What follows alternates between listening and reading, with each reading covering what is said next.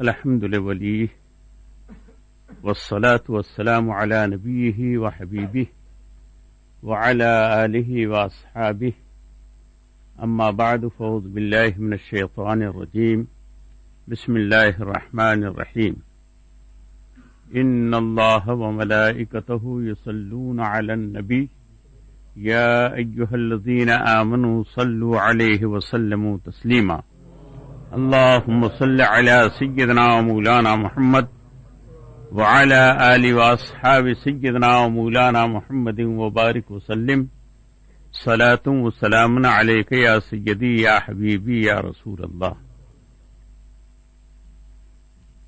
سحری سے متعلق دو اور حدیثیں آپ کو سماعت فرمانی ہیں، سننی ہیں، اور یہ دونوں حدیثیں بھی بخاری شریف کی روایت ہے. یہ بخاری شریف کا نام جب آتا ہے تو لوگوں کا اعتماد بحال ہو جاتا ہے، اور واقعی حضرت سیدنا امام بخاری، حضرت امام اسماعیل بخاری رحمت اللہ تعالی علیہ نے روایات حدیث کو جمع کرنے کے لیے اپنی پوری زندگی وقف کر دی. کوئی اور کام انہوں نے نہیں کیا، احادیث کو جمع کیا اور پوری ذمہ داری کے ساتھ جمع کیا. ایک دو نہیں، 5 لاکھ کے قریب حدیثیں ان کو زبانی یاد تھی، اور اس میں سے پھٹک کر کے، چھان کر کے، چن کر کے کچھ حدیثوں کو اکٹھا کیا جس کو صحیح بخاری شریف کے اندر لکھا. اور لکھنے کا انداز یہ تھا کہ ایک غسل سے 2 حدیث نہیں لکھتے تھے، یا ایک کپڑا پہن کر کے 2 حدیث نہیں لکھتے تھے، یا ایک مرتبہ خوشبو سلگا کر کے 2 حدیث نہیں لکھتے تھے. اب یہ اہتمام جو انہوں نے کیا، ان سے کوئی پوچھے کہ صاحب یہ قرآن میں کہاں لکھا ہوا ہے، حدیث میں کہاں آیا ہے کہ جب حدیث لکھو تو غسل کرو، مسواک کرو، نئے کپڑے پہنو، خوشبو لگاؤ، تخت بچھاؤ، سفید چادر اس پر ڈالو اور اطمینان و وقار کے ساتھ بیٹھ کر کے ایک حدیث لکھو. یہ تو کہیں نہیں لکھا ہوا ہے، لیکن یہ ان کے دل کا ادب ہے، یہ ان کا احترام ہے، یہ ان کی اہمیت ہے. انہوں نے احادیث مبارکہ کی اہمیت کو سمجھایا، لوگوں کو دکھلایا. لوگوں کو جب حدیث کی اہمیت انہوں نے ایسی کی تو اللہ تعالی نے ان کو نوازا. قبر میں ڈالے گئے، لوگ ابھی وہاں سے ہٹے نہیں ہیں کہ پوری قبر مشک و عنبر سے معطر ہو گئی، لوگ خوشبوؤں سے معطر ہو گئے. یہ اللہ تعالی کا خاص فضل حضرت سیدنا امام بخاری رحمت اللہ تعالی علیہ کے اوپر ہوا. تو امام بخاری کی یہ 2 روایتیں جو سحری سے متعلق میں پیش کر رہا ہوں، ایک حضرت سیدنا سہل رضی اللہ تعالی عنہ کی روایت ہے. یہ صحابی رسول ہیں، فرماتے ہیں، درود پاک پڑھ لیجیے، اللہم صلی علی سیدنا و مولانا محمد وعلی آل سیدنا و مولانا محمد وبارک وسلم صلاۃ و سلام علیک یا سیدی یا حبیبی یا رسول اللہ. یہ بھی سوال ہو سکتا ہے، بھئی یہ جب کوئی حدیث سناتے ہیں تو درود پڑھواتے ہیں یا خود درود پڑھتے ہیں، یہ کہاں لکھا ہوا ہے قرآن میں؟ یہ کہاں لکھا ہوا ہے حدیث میں؟ ہر چیز قرآن و حدیث میں نہیں لکھا ہوتا. کچھ ایمان کی کتاب میں بھی لکھا ہوتا ہے، کچھ عشق و محبت کی کتاب میں بھی لکھا ہوتا ہے، اور اس پر جو عمل کرتا ہے اللہ تعالیٰ اپنے خاص انعام سے اس کو نوازتا ہے.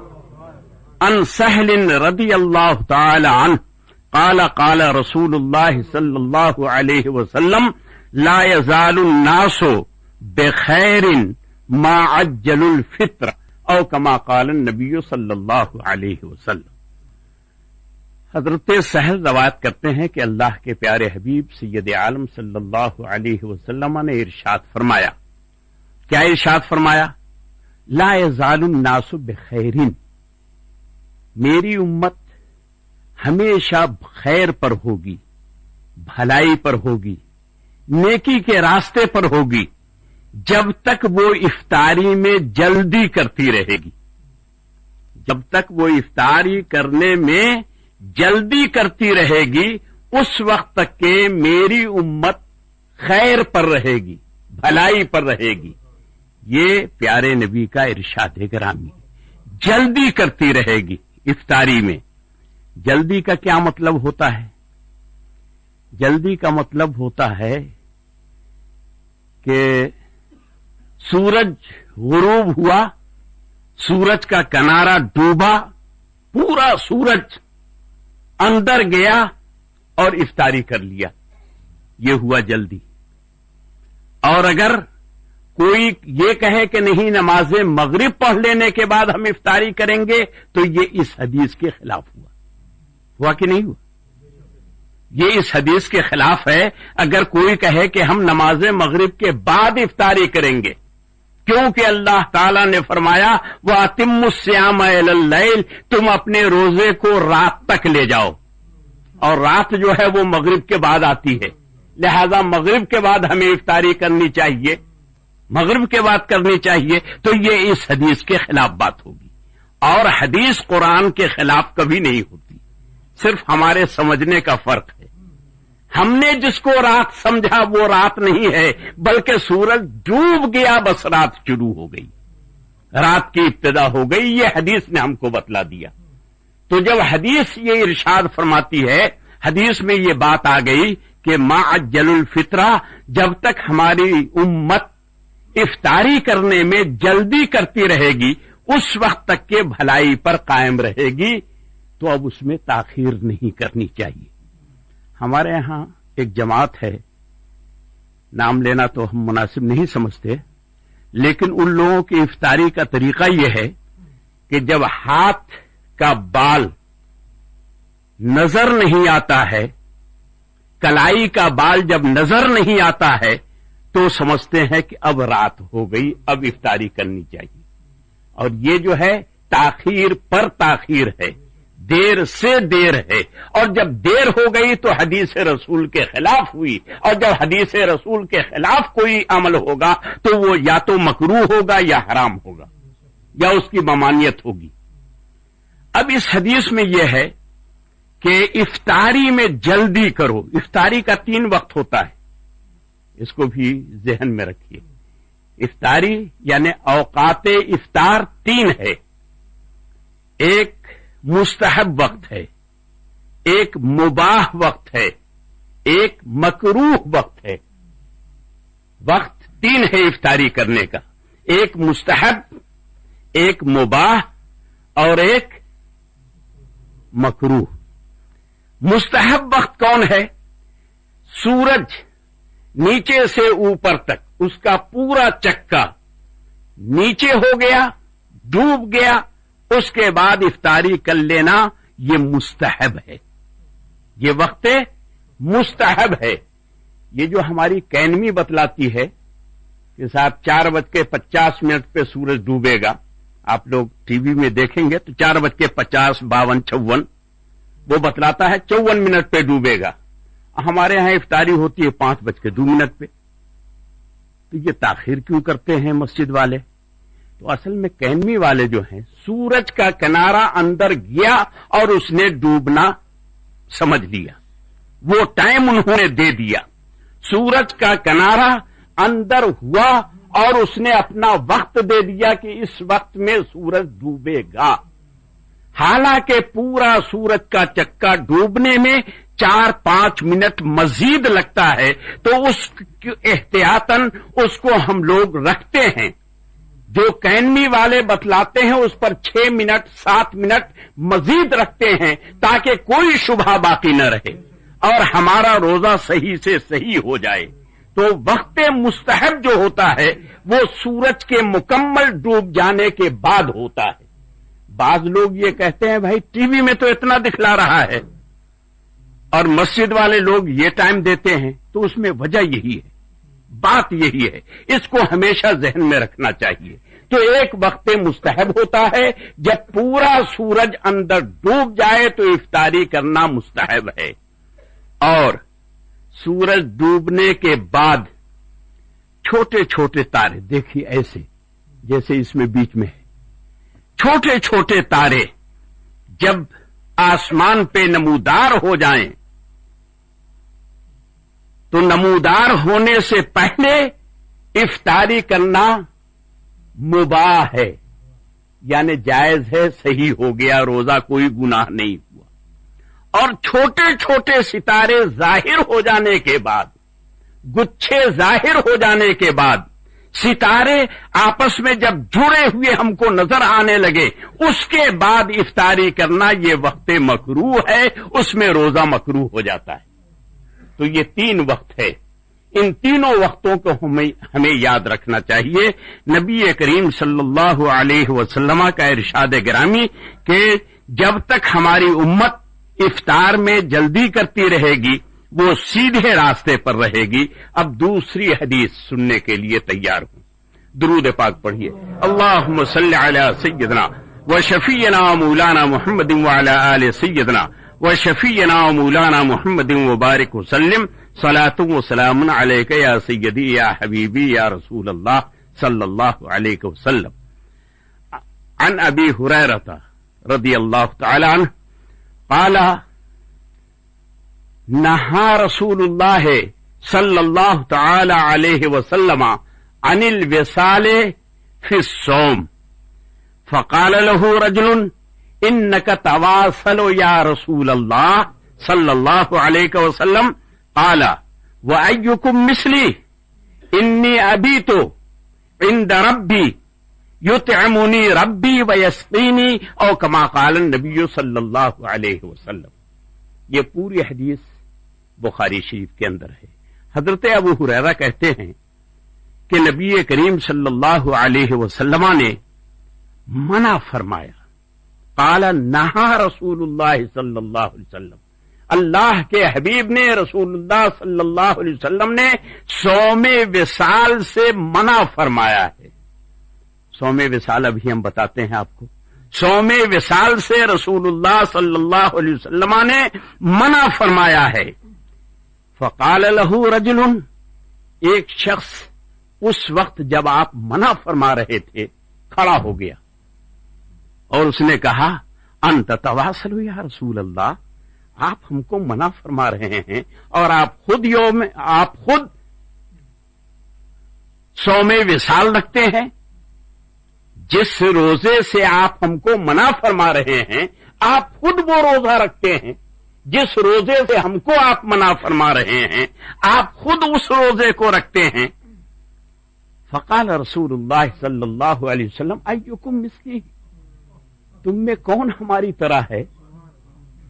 انی ابیت عند ربی، میں اپنے رب کے پاس وقت گزارتا ہوں، یطعمنی ربی ویسقینی، میرا رب مجھے کھلاتا بھی ہے پلاتا بھی ہے۔ یہ حدیث بخاری شریف کے اندر ہے، حضرت ابو ہریرہ کی روایت۔ تو پیارے نبی نے صوم وصال سے، وصال والے روزے سے منع فرمایا۔ یہ صوم وصال کیا ہے کہ افطاری کا وقت ہوا لیکن ہم نے افطاری نہیں کی، بلکہ افطاری کی جگہ پر کل کے روزے کی نیت کر لی۔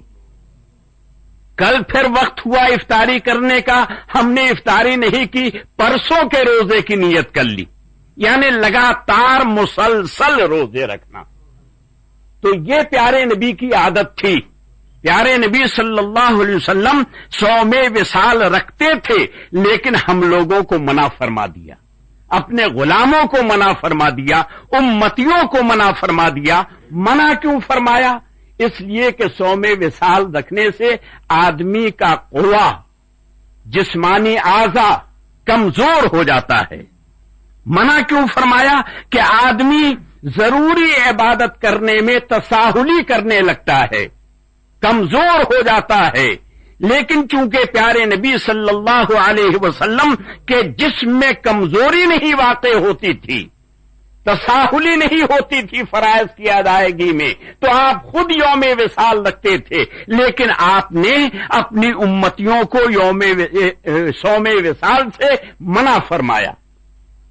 اب منع تو فرما دیا، منع فرما رہے تھے تو ایک صحابی نے عرض کیا کہ آپ تو خود رکھتے ہیں، تو آپ کا جو عمل ہے وہ ہمارے لیے سنت ہونا چاہیے۔ دیکھیے، یہ بھی یاد رکھنے کی بات ہے کہ حضور کا ہر عمل ہمارے لیے سنت نہیں ہے، حضور کا ہر عمل ہمارے لیے سنت نہیں ہے۔ اگر ہر عمل سنت ہوتا تو یہ صوم وصال بھی سنت ہوتا، ایک ایک مہینہ لگاتار روزے رکھنا یہ بھی سنت قرار پاتا، 9 بیویوں کو رکھنا بھی سنت قرار پاتا، لیکن وہ سنت نہیں ہے۔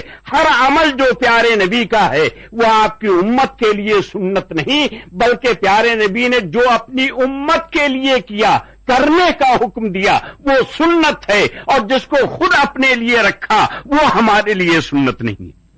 درود پاک پڑھیے، اللہم صلی علی سیدنا و شفیعنا مولانا محمد وعلی آل سیدنا و شفیعنا مولانا محمد مبارک وسلم۔ اس حدیث میں تو بہت ہی وسیع مضمون ہے اور ہم پورے مضمون پر بول نہیں سکیں گے، صرف ایک بات عرض کر دیں کہ جو جواب پیارے نبی نے دیا اس کو آپ ہمیشہ یاد رکھیے گا۔ جب اس صحابی نے پوچھا کہ ہم کو تو آپ منع کرتے ہیں اور آپ خود صوم وصال رکھتے ہیں، لگاتار روزے رکھتے ہیں، تو پیارے نبی نے اس کے جواب میں ارشاد فرمایا، ایکم مثلی، تم میں کوئی میرے مثل نہیں، میری طرح نہیں۔ جب صحابیوں میں نہیں ہے تو آج کے زمانے میں کون ہوگا؟ جب وہ لوگ جو تمام ولیوں سے بڑھ کر مرتبہ رکھتے ہیں، تمام غوث و قطب سے بڑھ کر درجہ رکھتے ہیں، جب ان میں کا کوئی ہمارے نبی کی طرح نہیں ہے تو آج کے دور کا کوئی آدمی نبی کی طرح کیسے ہو سکتا ہے؟ نبی کی طرح نہیں ہو سکتا تو نبی الانبیاء کی طرح کیسے ہو سکتا ہے؟ پیارے نبی نے جواب دیا، ایکم مثلی، تم میں کا کون میرے مثل ہے؟ اور پھر اس کی وضاحت فرمائی کہ ابھی تو عند ربی، میں اپنے رب کے پاس رات گزارتا ہوں۔ ہر آدمی اپنے بال بچوں کے ساتھ رات گزارتا ہے، بیوی بچوں کے ساتھ رہتا ہے، اپنے گھر میں رہتا ہے، لیکن جب میرے وقت رات گزارنے کا وقت آتا ہے تو تم دیکھتے ہو کہ میں حجرہ عائشہ میں جاتا ہوں، لیکن میں اپنے خدا کے پاس رات گزارتا ہوں۔ اور جب اپنے رب کے پاس میں رات گزارتا ہوں تو اس وقت میں سوائے میرے رب کے اور میرے کسی نبی کی جرات نہیں ہے، کسی فرشتے کی جرات نہیں ہے کہ اس کے اندر وہ دخل انداز ہو جائے، وہ کوئی دخل دے۔ یہ کسی نبی کی جرات نہیں ہے، کسی فرشتے کی جرات نہیں ہے، صرف میں ہوتا ہوں، میرا رب ہوتا ہے۔ اور پھر اس کے بعد میں صوم وصال کیوں رکھتا ہوں؟